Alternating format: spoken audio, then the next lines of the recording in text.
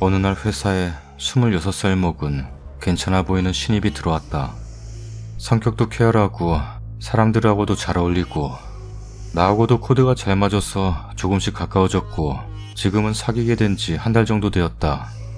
하지만 그녀 주변에 끊이지 않은 이상한 사건들, 반복되는 전화번호 변경, 번호 변경 안내 멘트도 없이, 난 보낸 적도 없는데 혹시 선물 보냈냐고 확인하는 카톡, 그녀 집에 데려다 줄 때마다 그녀가 스토커라고 지칭하는 사람들로 추정되는 무언가에 미행받는 느낌, 발신번호를 감추고 욕하고 원망하는 문자.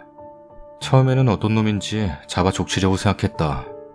그리고 한 명인 줄 알았는데 그게 아니었다.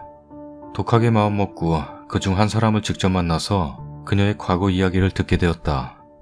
명함을 받았는데 괜찮은 직장을 가지고 있는 멀쩡해 보이는 30대 중반의 남자였다. 믿고 싶지 않지만 들은 이야기만 적어보려고 한다.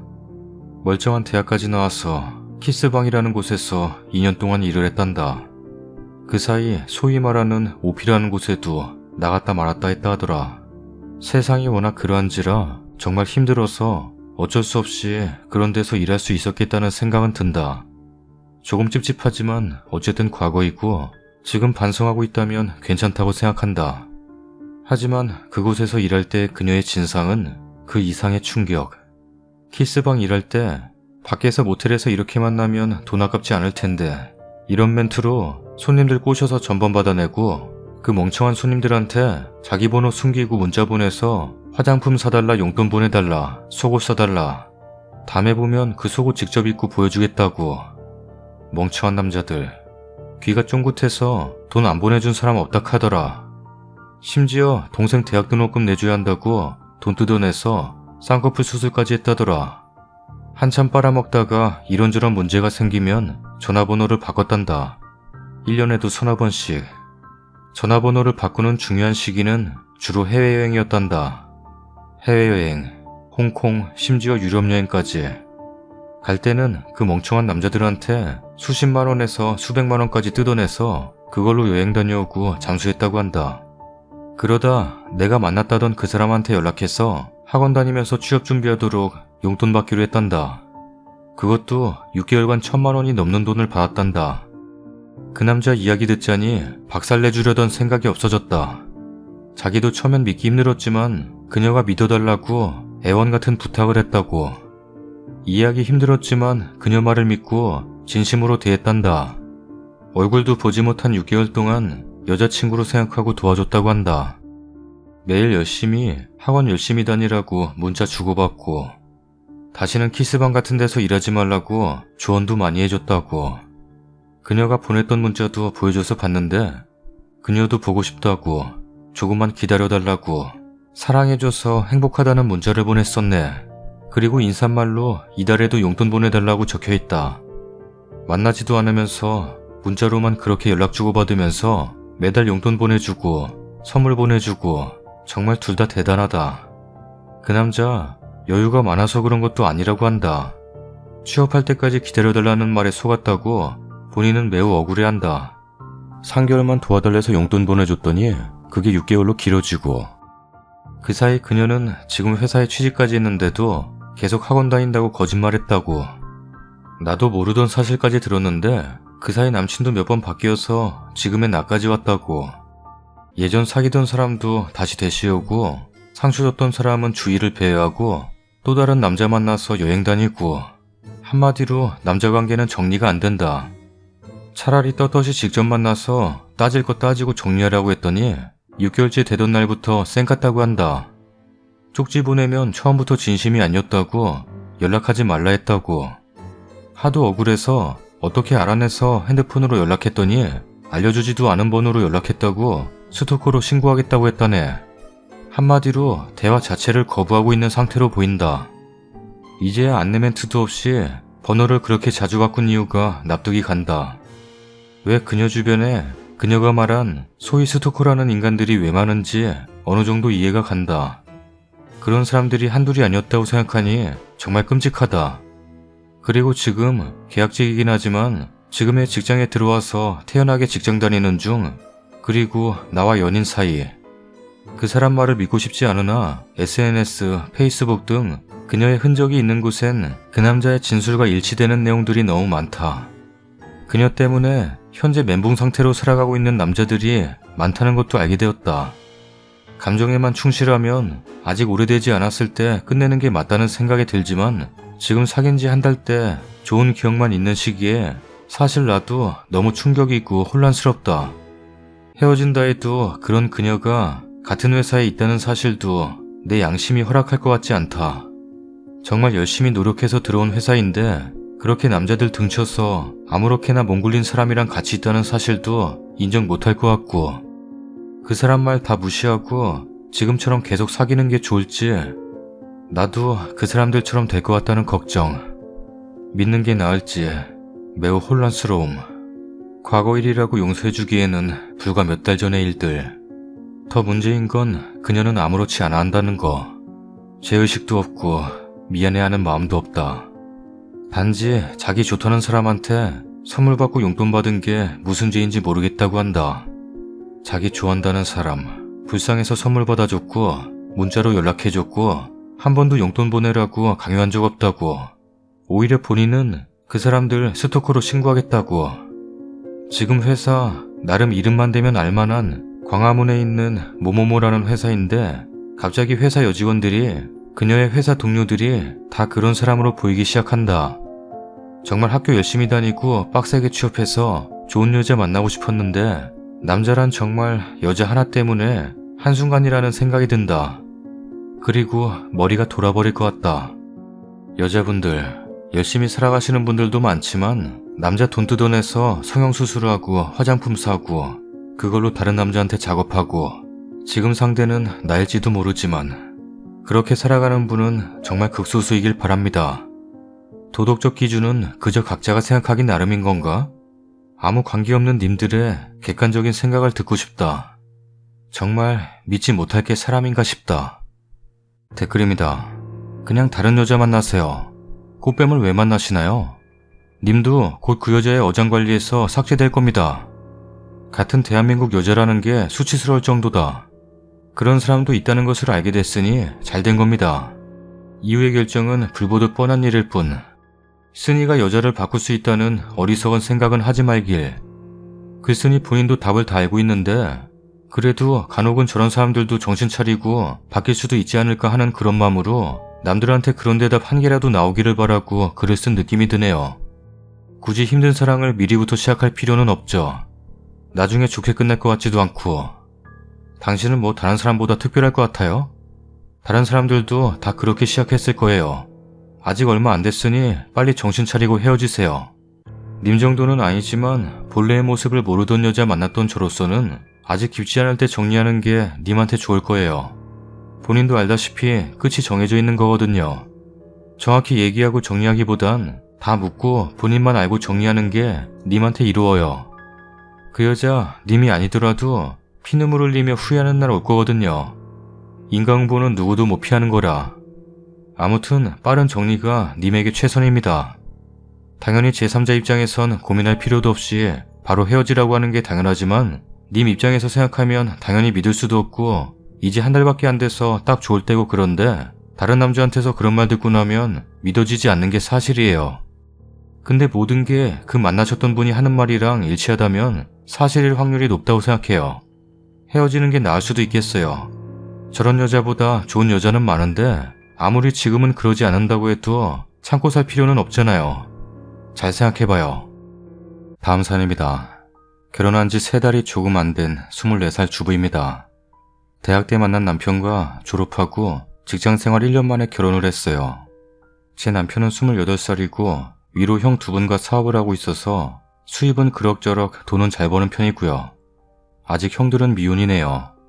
저는 결혼하고 지금 직장생활을 그만두고 일주일에 3번 학원을 다니며 공부를 하고 있어요. 그러다 보니 시간이 비교적 많아서 일주일에 2번 이상 시댁에 가요.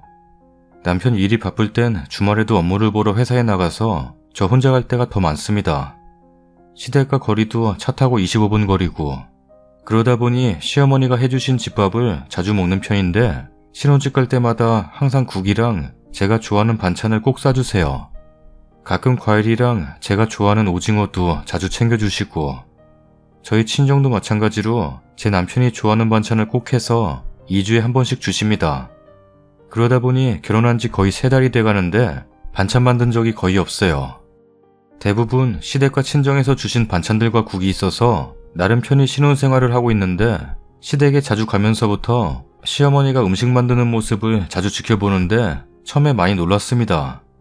저희 시어머니는 비닐장갑 끼는 게 불편하다며 거의 손으로 대부분 음식을 버무리고 묻히고 하는 편인데, 음식 맛은 손맛이다 이런 말도 있잖아요. 시어머니가 손이 더러운 것도 아니고 항상 청결하게 씻고 하니까 맛있으면 됐지, 이렇게 생각을 하곤 했는데, 옆에서 보면 제가 이해하려고 해도 받아들이기 힘든 부분이 있어서 몇 자 적어보려고요. 흔히 주방에서 쓰는 행주 있잖아요. 식탁 닦는 행주. 그런 행주 자주 삶아줘야 하는 거 맞죠? 제가 없을 때 행주 삶는지는 모르겠지만 행주를 빨아도 오물 흔적도 있고 냄새가 조금 나기도 하는데, 제가 깨끗하게 설거지해둔 그릇에 일일이 그 행주로 물기를 닦더라고요. 그리고 설거지통 있잖아요. 보통 설거지통엔 설거지만 담지 않나요? 근데 저희 어머니는 설거지통에 나물도 다듬고 반찬도 무치고 대부분 반찬 만들 때도 그 설거지통에 음식물을 담고 만들더라고요. 아무리 설거지통을 깨끗이 씻는다 쳐도 세제 거품이 많이 배인 곳인데 계면 활성제가 몸에 안 좋잖아요. 소량을 먹는다고 뭐 몸에 이상은 없겠지만 장기간 복용되면 좋은 것도 아니고. 그래도 뭐 여기까진 이해했어요. 솔직히 저희 엄마는 그러시지 않는데, 저희 외할머니 살아계실 때 할머니 댁 가면 설거지통에 수저 그릇 담아놓고 수세미로 수저 문지른 다음에 깨끗한 물로 헹구지도 않고 그 설거지통 물로 대충 씻고 수저통에 올려놓고, 페트병은 얼마나 오래 썼는지 뚜껑 주변이 시커멓고 정말 더러웠는데 거기에 물을 담거나 제가 좋아하는 식혜를 해서 그 통에 많이 담아주셨으니까요. 어릴 때라 전 아무렇지 않게 잘 먹었는데 저희 엄마가 항상 정색하면서 할머니 부엌일에 참견을 많이 했어요. 저는 어릴 때라 그냥 왜 할머니한테 엄마가 자꾸 뭐라 하나 정말 이해를 못했는데, 조금씩 크면서 엄마 마음을 알겠더라고요. 그래서 시어머니도 저희 외할머니 같은 분이시구나, 그럴 수 있다고 생각하며 좋게 생각하고 남편한테도 얘기하지도 않았어요. 한 번은 시댁 식구들이 밥을 먹은 후 국들이 조금씩 남아서 제가 싱크대에 버리려고 했는데 시어머님이 그냥 옆에 두어라. 라고 하더라고요. 저는 왜 그러나, 아까워서 건더기만 국 냄비에 도로 넣으려고 저러시나 하고 생각했는데, 식구들이 먹다 남은 국을 다 모아서 국 냄비에 그대로 넣으시더라고요. 솔직히 그건 조금 충격적이라 그 뒤로는 아예 국을 안 먹게 됐고, 시댁에서 싸운 국을 처음에는 잘 먹다가 그거 본 뒤로는 국 먹기가 좀 힘들더라고요. 지금 생각하면 된장국에 고기 한 개가 씹힌 적이 있었는데 고깃국 끓이고 남은 국을 된장국 하면서 섞었나 보다 생각했는데, 지금은 혹시 먹다 남은 걸 버리기 아까워서 된장국 하면서 같이 섞었나? 이런 생각이 들더라고요. 고기가 딱 한 점이 있었으니까요. 그래도 펄펄 끓여서 먹으면 괜찮겠지. 그래 괜찮아. 음식 버리면 남편도 싫어하고 시어머니도 벌 받는다고 그러셨고 가족끼리 먹은 건데 더럽다고 생각하지 말자. 이렇게 생각하는데도 그렇게 생각이 잘 안 되네요. 저는 제가 먹다 남은 밥에 국물이나 고춧가루 묻어 있으면 먹기 좀 꺼려지고, 입속으로 들어간 수저가 국그릇에 수십 번 담겨진 그 국물을 모아서 다시 가족들이 먹는다는 게 좀 그래요. 그래도 평생을 그렇게 해오신 분이신데 제가 괜히 말 잘못했다가는 시어머니 오해하실 것 같아서 말도 못하겠어요. 그리고 이건 2주 전쯤인데 주말에 시댁에서 삼겹살을 구워 먹었어요. 저는 쌈장을 안 먹어서 그냥 야채에 고기만 먹는데 먹다 남은 쌈장에 기름이 묻고, 솔직히 대부분 먹다 남은 쌈장 버리지 않나요? 아니면 기름기 묻은 건 수저로 긁어내서 깨끗한 부분만 다시 냉장고에 넣지 않나요? 근데 저희 시어머니 2번째 손가락으로 정성스럽게 쌈장을 싹싹 모아서 다시 쌈장통에 그대로 넣으시더군요. 이런 거 다 이해하겠죠? 뭐 먹기 싫으면 저만 안 먹으면 되니까요. 그리고 고기 먹으면서 먹은 기름이 둥둥 떠있는 국을 다시 다 모아서 국 냄비에 넣는데, 저는 안 먹으면 되니까 하고 생각은 하지만 솔직히 좀 문제가 있는 것 같아요. 저희 시댁 못 살지도 않는데 예전에 하시던 게 몸에 배어서 그런 걸까요? 그 밖에 저희 시어머니는 음식하면서 간을 자주 보는 편인데 국 끓일 때도 2-3번씩은 국을 입속에 넣고 입에 들어갔다 나온 수저로 다시 국 휘젓고 뭐 이런 것쯤은 이해할 수 있는데 다른 건 좀 이해하기 힘드네요. 그냥 맛있으면 됐지 하고 좋게 생각하려고 하지만 제 남편이 위가 상당히 안 좋은 편이거든요. 이런 문제점 때문인지 모르겠지만 위가 많이 약해요. 먹다가 토한 적도 있고 배불리 먹고 TV 보며 웃다가 갑자기 급 역류돼서 다 토하고 그리고 기름기 음식 먹고 찬 거 먹으면 바로 탈나고 또 보통 반찬은 조금씩 덜어 먹는 게 좋은데 반찬통 그대로 먹고 두다가 그대로 덮고 하니까 가족들이 젓가락질했던 반찬들 특히 아버님이 은근히 젓가락질이 서투셔서 반찬을 이리저리 뒤집고 들었다 놓기를 반복. 그럼 전 그 반찬에 손이 안 가더라고요. 그리고 식후의 생리적인 현상 트름. 아무렇지 않게 시부모님 두 분 걸쭉하게 하세요. 가끔은 밥 먹으면서 트름하시고 하는데 솔직히 좀 그래요. 어쩔 수 없는 거라지만 막무가내 앞으로는 상가해 주시고 저희 같은 시댁 있으신 분 있으면 나름 해결 방안 또는 조언 아니면 경험담 들려주시면 감사하겠습니다. 댓글입니다. 아 진짜 오바이트 쏠리네. 진짜 먹는 음식 갖고 이런 말 하면 안 되는데 아 정말 추접. 더러워서 못 먹겠다. 저게 음식이냐 음식 쓰레기지? 먹다 남은 걸 도로 모아서 위생 개념이 완전 제로네. 우리 엄마가 저랬으면 나 정말 난리 났다. 좀 지나면 입에 있던 것도 주실 것 같네. 저도 이해 가요. 글 보는 내내 미간이 절로 주름지네요. 특히나 먹었던 국 다시 넣어 끓이는 거. 솔직하게 말하세요. 아니면 여담처럼 어머님 제 친구가 오빠처럼 자주 토하고 위가 안 좋아서 병원 갔더니 식습관 때문이래요. 타액이나 이런 것들이 원인이 된다네요. 뭐 이런 식으로 이번 기회에 음식물도 아끼고 따로 떠서 먹는 게 좋지 않겠냐고 해보세요. 아 진짜 더러워가지고. 저도 시댁 어른들 식사 후 트름하는 거 너무 싫어요. 아직 난 밥을 먹고 있는데 예의 없이 더럽고 찰지게. 이건 뭐 하지 말할 수도 없고. 님 고민 저도 10분 이해가 가네요. 요즘 사람과 옛날 사람의 차이인가 봐요. 저는 아직 시집가기 전이고 엄마랑 저런 걸로 토닥토닥 할 때가 종종 있습니다. 이 글 보니까 오빠도 아직 장가 안 갔는데 새언니가 들어와서 우리 집 보고 저렇게 생각할 수도 있겠구나 싶어서 조만간 엄마랑 조율을 해야겠다는 생각이 드네요. 다른 건 모르겠고 음식 부분은 저희 엄마랑 좀 다른데요. 저희 엄마는 무조건 반찬을 작은 그릇에 담으세요. 글스님이 밥을 차릴 때 작은 그릇에 담아서 차리면 어떨까요? 작은 반찬통이 없으면 사가세요. 그리고 국은 먹을 만큼만 떠서 먹는 습관을 들이게 하세요. 저희는 딱 먹을 만큼만 떠서 먹거든요. 남기면 버리면서 엄마가 잔소리하니까 뜨자마자 못 먹겠으면 알아서 국그릇에 덜고 나서 먹어요. 이것도 그냥 차차 슬슬 고쳐보세요. 요즘 기준으로는 비위생적이지만 부모님 세대에서는 당연한 일일 듯. 예전엔 정말 먹는 거 입는 거 전부 아꼈잖아요. 국도 먹다 남기면 다시 끓이고 반찬 남으면 전부 모아서 잡탕찌개 해 먹고 거기다 요즘처럼 수도 잘 되어 있는 깨끗한 환경에서 사셨던 분들 아니잖아요. 저희 시어머님도 명절에 나물하시는데 설거지통에 헹구시더라고요. 위생장갑은 있어도 아까워서 안 쓰시네요. 처음엔 좀 충격이었지만 그러려니 해야죠. 친정도 아니고 내 살림도 아닌데 어쩌겠어요. 부담되시면 반찬 같은 거 직접 해드세요. 시어머님에게는 힘드실까봐 직접 해먹기로 했다고 좋게 말씀하시고 글스님은 음식을 전부 시댁에서 조달해 먹으니 불만이 자꾸 쌓이는 듯 하네요. 다음 사연입니다. 전 30대 초반 애 둘 키우는 워킹맘입니다. 남편과 반반 결혼했어요. 남편 5천, 저 5천에 제가 처녀 때부터 붓고 있던 적금과 청약 2천 더 가져왔어요. 남편은 결혼 당시 자영업으로 월 500 이상 가져왔고 저는 만삭 때까지 280 정도 벌다 아기 낳고 육아휴직 수당 다 받고 퇴사해서 퇴직금도 1000만 원 받아 생활비에 보탰습니다. 아기 돌 지난 후 어린이집에 보내고 프리랜서로 일했고 수입 많지 않고 일정하지도 않았지만 결론은 결혼 후에는 임신과 출산 과정에서 매달 수입이 있었던 거죠. 남편 하는 일이 잘 안 되어서 이것저것 손대다 2억 가까이 빚을 지게 됐고 저는 둘째를 가지고도 일을 계속 할 수밖에 없었고 출산 이후 조리하면서 일도 같이 했습니다.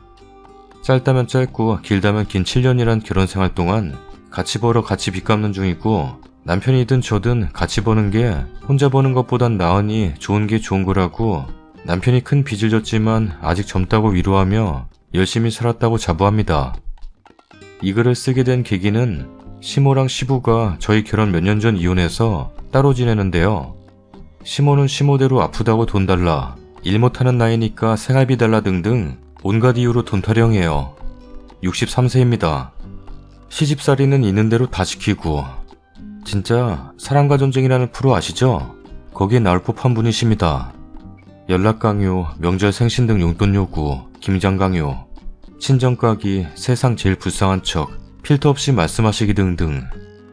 시부는 술과 노름을 달고 살고 일용직 하시며 월세방 전전하시는데 다행히 저한테는 연락 안 하지만 남편에게는 무슨 일만 생기면 오라가라, 남편이 일하고 있는 시간에도 어디 데려다 달라, 돈 빌려달라, 술만 드시면 술주사 전화로 부리고 돌아가면서 자식들 괴롭히는 두 분 때문에 살 수가 없어요. 두 분 다 공통점은 말이 안 통한다는 겁니다. 예로 아버님이 남편에게 돈을 빌려달라 했는데 여태껏 빌려가서 갚은 적도 없어요. 돈이 없어서 못 빌려드린다 하면 하루 왼종일 30통 넘게 전화하며 떼쓰고 빌려서 본인 빌려달라고 돈 구해보라 하고 아무리 없다고 말하고 빌릴 데가 없다고 해도 구해보라고 괴롭히고 어머님은 어디 아프다 소리를 매일같이 끔찍하게 대시는데 실제로 큰 지병이 있는 건 아니고 허리 무릎 아프고 그냥 노화로 볼 수 있는 그 나이 때 아프신 정도를 어디 하나 잘못된 양 하루에도 수십 번 연락하시고 충분히 일하실 수 있는 나이에도 나이 먹어 써주는 것 없다고 돈 달라고 하시며 없다고 말하면 돌아오는 대답은 그럼 난 어떡하니? 한 번은 체하신 것 때문에 남편 저 신우 다 불러다가 응급실 모시고 간 적이 있는데 심지어 급체도 아니고 그냥 체한 거. 전 하도 호들갑 떠는 어머니 때문에 교통사고 나서 어디 크게 다치신 줄 알았어요. 정말이지 미치겠습니다. 본인들 아들이 빚져서 저도 같이 벌어 힘들게 이자 메꾸며 사는 거 다 아시는 분들이 왜 저러실까요? 제 성격상 고구마처럼 굴지도 않고요. 사이다까진 아니어도 나름 할 말 다 하고 되받아치고 남편 다시 가져가시라고 이혼 접수까지 했는데도 두 분 다 고쳐지질 않네요. 남편이 집에선 가사도 분담 잘하고 애들 케어도 잘하고 어느 집 맞벌이 가정처럼 서로서로 잘 도우고 빚은 커도 나름 애들과 행복한데 자기 부모한텐 중간 역할도 못하고 말주변이 없어 부모를 설득시키지도 달래지도 못하고 답답해서 미치겠네요. 부부싸움은 시모 시부 때문에만 생기고 친정부모님께 손 벌린 것도 많은데 효도 바라는 건 시모 시부고 이 밤에 두서없이 주절주절 하소연해봅니다. 여기 볼 때마다 기막히고 신선한 댓글들 많던데 저에게 조언해 주실 분 없나요? 참고로 두 분 다 2년간 연락 끊고도 살아봤고 미친 척하며 대들기도 했고 울며불며 사정도 해봤지만 1도 안 먹히네요. 진짜 세계 우주 최강 시댁이에요. 댓글입니다. 님한테 뭔가 먹히니까 그래요. CR도 안 먹히게 전번 바꿔요 아예. 차단 말고 전번 바꿔요. 시엄마 일할 곳 많아요. 안 해서 그렇지. 시아빠는 아들 보고 알아서 막으라 하고 돈 빌려달라면 와이프 다 줘서 없다고 해버려요. 김장 안 해도 되고 명절 안 가고 싶고 생신 알아서 차려 드시라고 그냥 냅둬요. 님 우습게 봐서 그러는 거예요. 남편이 문제예요. 저건 자식이 끊지 않는 이상 답 없어요. 남편을 버려요. 남들은 진작에 남편부터 정리했어요. 부부 사이 문제 없어도 시댁 그 지경이면 다들 이혼해요 요즘은. 우리 남편도 시댁 빚 때문에 끌려다니다가 제가 이혼하겠다 하니 시댁 딱 정리하고 돈 다 저한테 맡기고 살아요. 저는 시댁 모른 척하고 살고요. 솔직히 시댁 없다 생각하고 사는데 저희한테 기대는 거 기댈만 하니까 기대는 거라 생각해요. 우리가 안 받아주니까 알아서들 사시고요. 솔직히 뭐 해서 사는지도 잘 몰라요. 먼저 끊지 못하면 계속 끌려다니는 거예요. 남편한테 제대로 난리 한번 쳐본 적 있으세요? 남편 답답해도 애들한테 잘하고 부부 사이 문제없는 거에 위안받고 사는 여자들 많은데 제일 한심하다 생각하고요. 근본적인 해결 없이 그때그때 시부모 대처하고 막는 게 뭔 소용이래요. 부부가 합심해서 시부모 버리든 그게 안 되면 남편을 버리든 하죠 보통은. 제대로 안 끊었네. 쓰니가 어떤 반응이라도 나오는 게 시부모들이 물고 늘어지는 거니까 남편 옆에서도 가려면 혼자 가라 하고 부담 고민을 혼자 하게끔 하세요. 쓰니가 잔소리 해대도 도와주니 고비고비 넘기잖아요. 아직 20년은 거뜬히 돌아다니실 분들 돈 대주다 다 털리겠네. 수입은 각자 관리하시는 거 아니시죠? 그러면 지금부터 님이 다 관리하시고 남편 용돈 주세요. 한 달에 60이면 60, 70이면 70 딱 정해서 그 돈만 주시고 나머지는 님이 다 관리하세요. 남편이 부모님 생활비 드려야 된다 그러면 당신 용돈으로 주던지 말던지 알아서 하라 그러세요. 대신 용돈 준 거 어떻게 쓰는지 일절 터치 안 한다고 하시고요. 시모나 시부가 님한테 생활비 달라 그래도 모르세요 하세요. 돈 없다고요. 무시하는 수밖에 없어요. 그리고 맞벌이를 안 하셔도 되는 상황이시면 맞벌이 하지 마세요. 돈 없는 시부모들일수록 며느리 일하라고 난리들이잖아요. 맞벌이 하면 뭐 얼마나 떼돈을 버는 줄 알고 뜯어가려고 난리죠. 일 관두시고 땡땡이 아빠 혼자 벌어서 못 드린다고 얘기하세요. 설마 그래도 생활비 달라 그럼 인간도 아님. 다음 사연입니다. 31살 아가씨가 수능시험이 있는데 시댁이 시끄럽다고 저희 집에 와 있어요. 시댁은 시할머니, 시부모님, 큰아주버님 내외하고 꼬맹이 둘, 아가씨 둘, 도련님 이렇게 살아요. 농촌인데 집도 작고 애기들 때문에 집중 못한다고 추석에 울고불고 해서 금방 수능이니까 꼭 좀 부탁한다고 그 많은 가족들 앞에서 부탁해서 거절을 못했어요. 이제 신혼 4개월인데 방 2개, 거실 겸 부엌이 있는 15평 집이에요. 작은 방을 신혼 침실로 써서 현재 큰 방을 아가씨가 써요. 아침 6시쯤 일어나서 밥 차려서 신랑이랑 저랑 밥 먹으면 그때 샤워하러 들어가요. 밤새 공부해서 씻고 자야 한대요. 세수도 못하고 출근한 게 더 많은 듯. 퇴근해서 9시쯤 집에 오면 거실이고 큰 방이고 부엌이고 난장판. 설거지도 안 해놓고 자기 속옷도 화장실 앞에 던져둬요. 현관문 열고 제일 먼저 팬티 본 게 수도 없어요. 밥도 못 해먹어서 밥 안 해주면 시켜먹고 밥 해두면 반찬 그릇 채로 밥솥 뚜껑 열고 밥 먹고 숟가락도 밥솥에 넣고 뚜껑을 닫아요. 샤워하고 나면 누가 있든 알몸을 수건으로 가리고 당당하게 걸어 나와요. 젖은 옷은 입고 싶지 않으니까. 레요. 다 그냥 내 업이니 하고 참아요. 그냥 나 혼자 고생하고 말지 하는 맘도 있었거든요. 저보다 나이도 많은데 이래라 저래라 하는 것도 아니다 싶었고 시험 앞두고 긁어부스럼 만들고 싶지도 신혼 초인데다가 고작 몇 개월인데 해뜰 날 있겠지 하고요. 근데 최근에 신랑 카톡 구경하다가 시어머니하고 아가씨 셋이 단톡방 만든 걸 봤어요. 근데 그 후로 빈정도 상하고 주는 거 없이 미워지더라고요. 저희 식단 사진 올리면서 이런 것뿐이야. 고기 먹고 싶다 고기. 나 버리고 지들끼리만 뭐 먹으러 갔어. 라던지 경조사 참석이었는데 나는 공부하느라 힘든데 주말에 지들끼리 데이트한다고 안 들어와. 둘이 싸우는 중이야. 사돈댁이 자꾸 와. 화장실하고 처가댁은 멀어야 하지 않나? 쟤도 유별나. 나 같으면 우리 집 안 왔다. 우리 집에 뭐 벌고 있다고. 사사건건 불평불만에 트집에 제가 상처를 너무 많이 받았어요.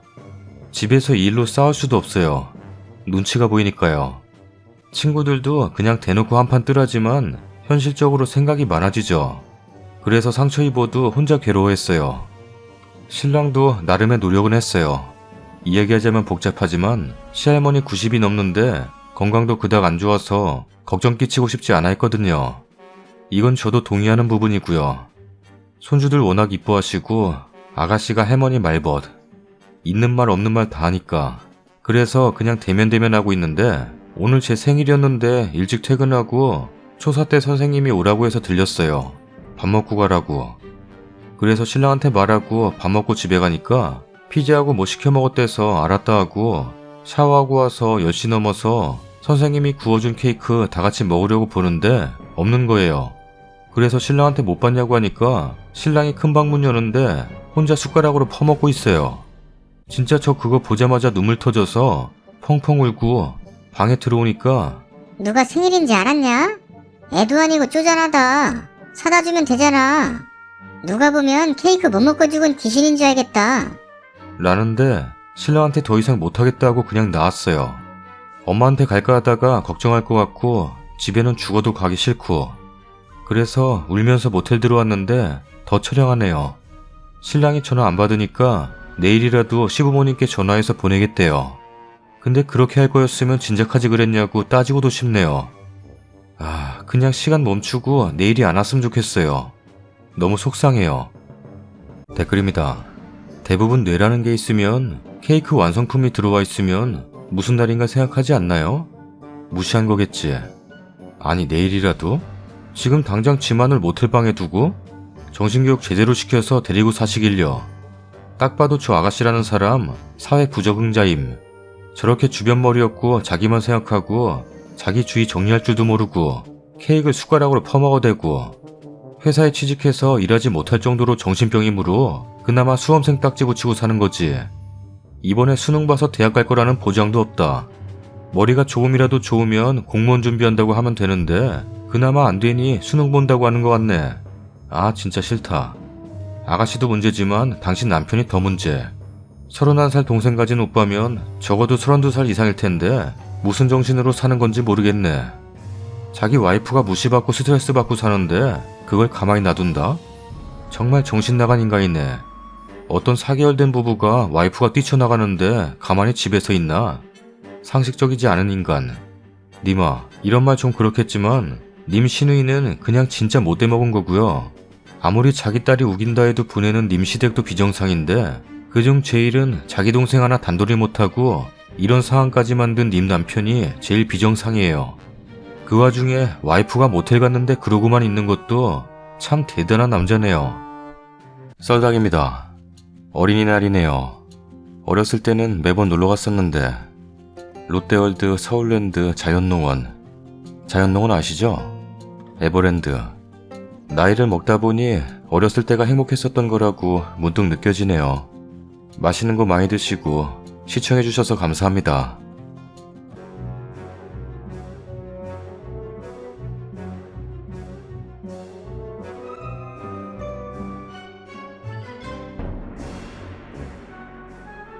놀이공원 가고 싶다. 막상 가면 바이킹 가운데 앉을 거면서.